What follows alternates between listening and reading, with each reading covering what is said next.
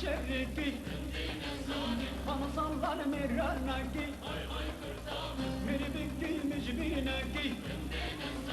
Meri bikki mecbinaki Rindine zane Oy kurti kurti kurti Oy oy kurtamen Oy kurti kurti kurti Rindine zane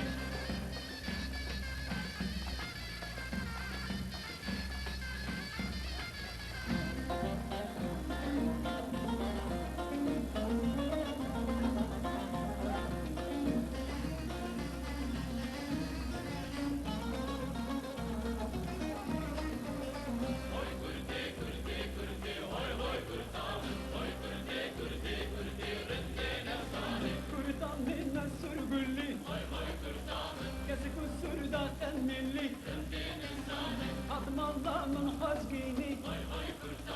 Tecvan şerva şerveki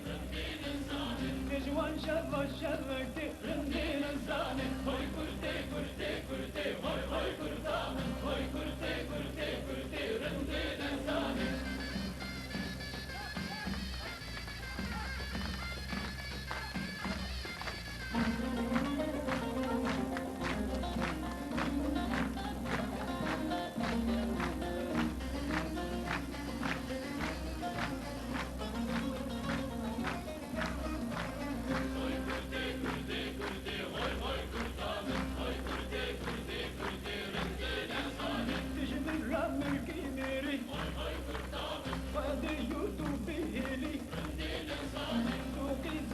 Şinbiyi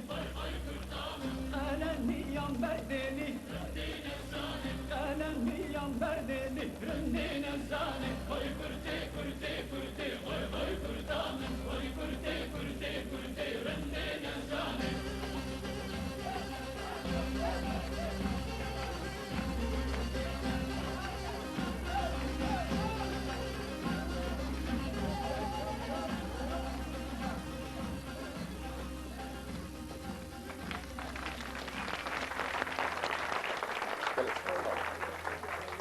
Bugün